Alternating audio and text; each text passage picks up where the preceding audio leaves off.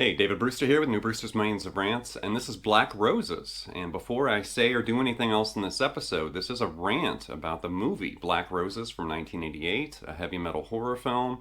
But before I break this down and start explaining the movie, I have to admit, this movie sucks.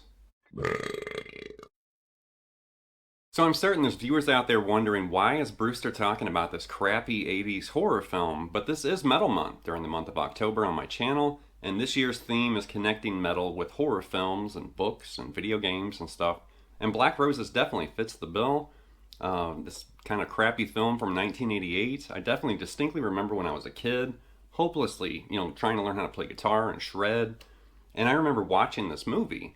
So there are some sentimental, kind of nostalgic, reasons why I'm putting this together. This is not a good film. It actually has a good, solid soundtrack. And there's some interesting surprises along the way. But if you're a horror fan, if you're a fan of Black Roses somehow, or maybe you're just a fan of Metal Month here on my channel, buckle up. This episode's going to be fun.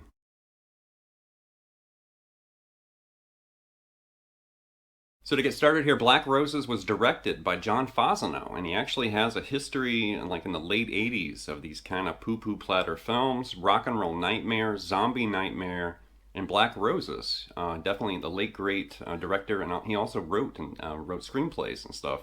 But he was a metalhead, big metal fan, and during this period, he made these films and kind of injected, hard rock and metal into the movie, onto the soundtrack, and even the visuals and stuff were directly inspired by metal.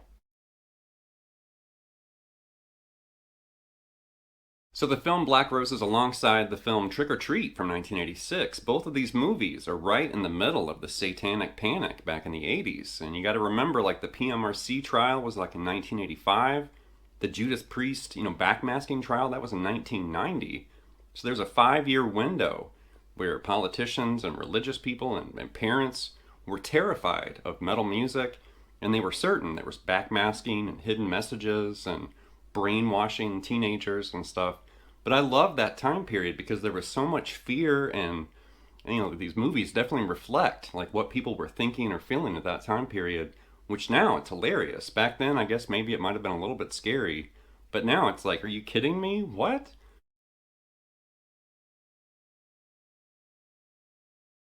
So Black Roses was supposed to have a theatrical run, but that was scrapped and it went straight to video. And that's never a good sign. If your movie is supposed to be in the theater and then it goes direct to video, then you probably have a bad movie. And definitely Black Roses is a bad movie. But the soundtrack is definitely the saving grace, and I definitely remember that as what attracted me first. I remember renting this film and watching it, scratching my head, thinking, man, this sucks. But the music was hitting me, right? And definitely, this movie helped me turn on to Lizzy Borden, the band. Joe Holmes eventually playing with Lizzy Borden, Gene Allen. There's some great players in Lizzy Borden's history. But definitely King Kobra, with Carmine Appice, Bang Tango, and some other groups. But here's an image with some artists that appear on the soundtrack to Black Roses.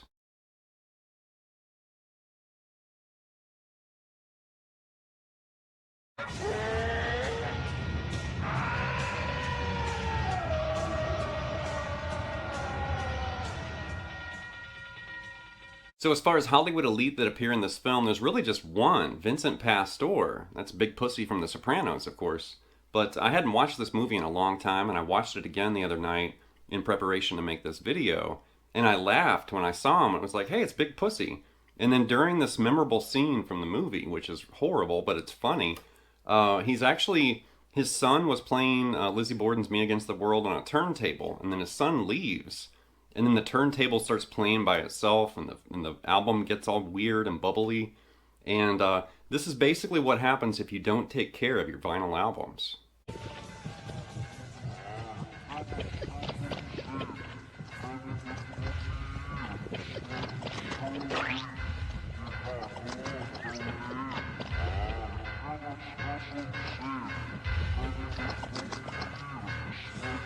What the?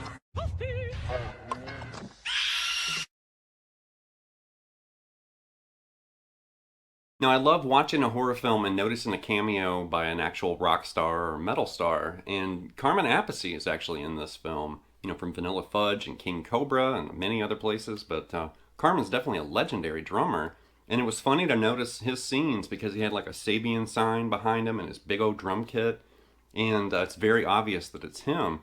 And it's really funny because he actually formed a group called Black Roses that was very short-lived. They recorded songs for the soundtrack that also included Mick Sweeta from Bullet Boys and Alex Masi too. Now, Alex Masi is an underrated badass guitarist, and he does appear during the soundtrack. There's certain songs that Black Roses recorded that had Mick Sweeta, and then certain songs that had Alex Masi. So you have to kind of, sift through it. But a very interesting guitarist, and I've had requests to feature some of Alex's music, and we're finally going to hit some Alex Masi right now. Now, I realize this is a rant video, but I always add some licks or some educational material somewhere in these rants. And for this, I basically watched the entire film Black Roses. But instead of just having it on in the background or, kind of half ignoring it, like I actually watched it. And I was looking for anything I could salvage from the entire film. It's probably under 90 minutes. I can't remember how long the film is. But there was only one moment where there was actually like a shreddy lick where it was like, yeah, I'm going to grab that.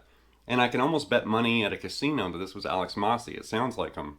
And it's this brutally fast shred lick. And you can't see anything. Actually, there was a concert during the film and the parents were watching the band. And then the parents leave because they were kind of making sure it was okay for their kids. As soon as the parents leave the concert, then it's just the band and the kids and teenagers in the crowd.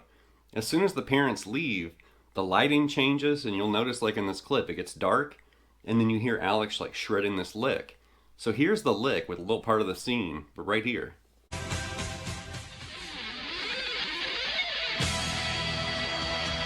So he's definitely speed picking through there. You can hear it, and it's fast as hell. Something like that. And what I'm going to basically do now is kind of show you how you can hear a lick, and you don't have a visual. You can't actually see where they're playing it. And that's just my own guesstimation of what I thought Alex was actually doing. But if you really are just listening only, and you don't have tabs, you don't have a transcription, you don't have a video to help, and you're only listening, then you have to use that musical kind of mind's eye in your head and just imagine like what you're hearing and then try to translate that on the fretboard or on the guitar. So what I did, and this is what I do almost all the time, when I have a lick that I'm trying to learn only by listening to it, what I do is I try to listen for the lowest note and also the highest note.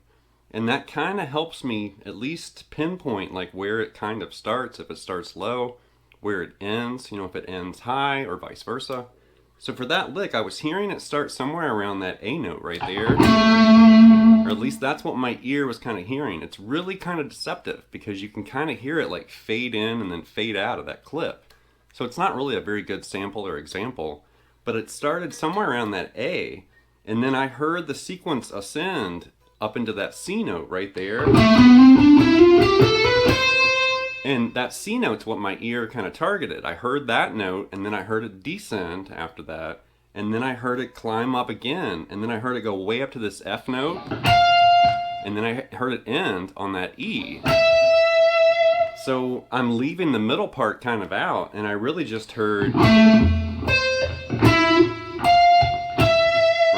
Obviously, there's a lot of notes that I've missed right there, but the lowest note, that first highest note that kind of pops out, and then eventually I hear it kind of move to that E right there, and then eventually that F to E.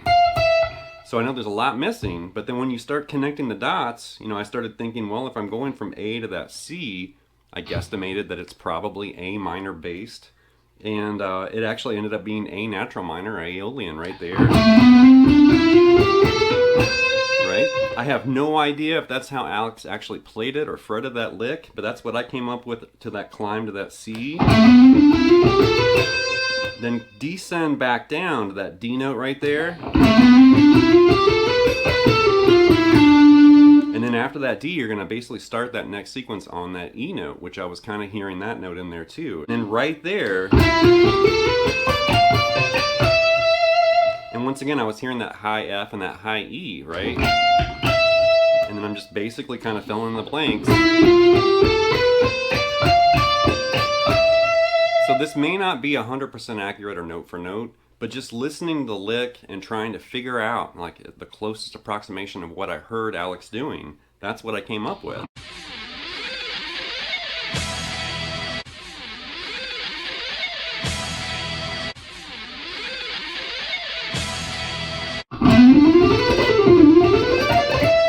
Well, what a terrifying, crazy, shreddy lick.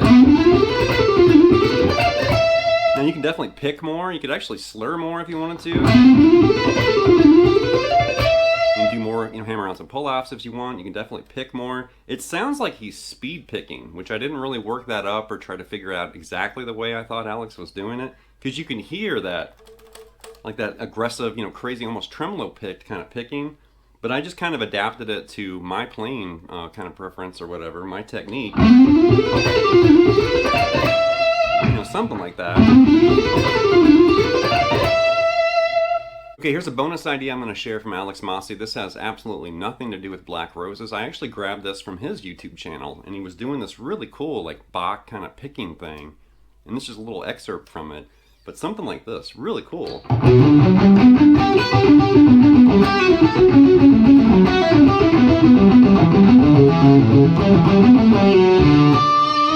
One more time right there, so cool.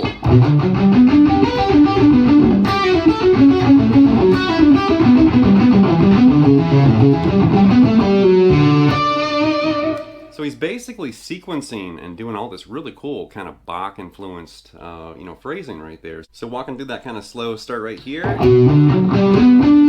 And you're basically making your way up to that higher G, and there's a lot of different ways you could actually target and grab that note. You could do a shift. I was using my pinky there. But you're basically making your way up there. And then right there, you're going to descend this kind of cascading arpeggio sequence on G major. So you're doing... right, like that. And then F sharp minor right here. And then E minor right here. And then right there, you're going to go to D right there.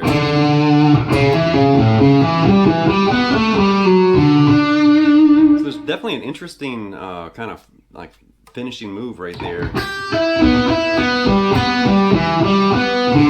And then A major. And then you're ending on D major. And I hit that like kind of slapped harmonic there at the end. So all the way through it really slow, we're doing...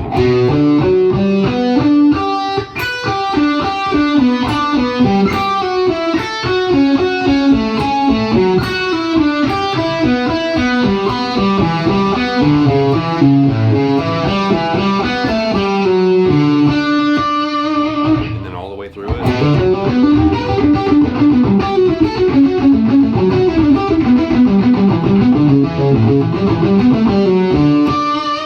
Super cool, and I love Bach right there, big time.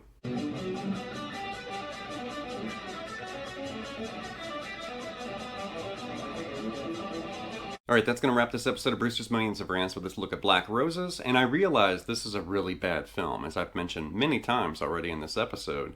But, I love horror, whether it's, horror films, books, video games, a ghost story around a campfire or whatever. Yeah, scare me. I love, kind of being scared or those strange moments and stuff. I love good horror movies. But then honestly, I also love bad horror movies. What I did a Shock 'em Dead rant like 5 years ago. Here I am talking about Black Roses. So there are, instances where bad horror films are somehow magically good because they're so stinking bad. Whether it's bad acting, it could be special effects, or, rubber suit on a guy that's the monster or whatever, and you can see the zipper or something. It's like, yeah, this movie sucks. But certain bad films, it's like I actually look forward to watching it again, where it's like, yeah, let's put that on. It's total trash. Because, like I said, yeah, of course I love good horror films. But you have to sift through like 1,000 movies to find one good one. But that's kind of part of the fun, is going through those crappy ones, trying to find a good one. And there's so many films like this where it just kind of leaves an impression, certain memories or whatever. And with Black Roses, it's music. It's that Lizzy Borden connection. and then eventually, realizing like Alex Masi and some other badasses, Mick Sweeta, appear on the soundtrack, and it's like, yeah, no wonder I like this, because my ears, heard the music, even though my eyes couldn't believe how bad the film was. So anyway, this is Metal Month. Definitely Black Roses is essential, even though it's a really bad film. And I even found the soundtrack, and I found that on vinyl. That was actually before Christmas last year, so it was after last year's Metal Month. And when I found that before Christmas, I was like, man, is that Black Roses on vinyl? And of course I had to grab it, because I was like, well, that's going to bring, something to Metal Month, and here I am making this episode. So anyway, leave some feedback and comments. Please subscribe to Nail Lessons, and I'll be back before you know with more content and material. Thank you.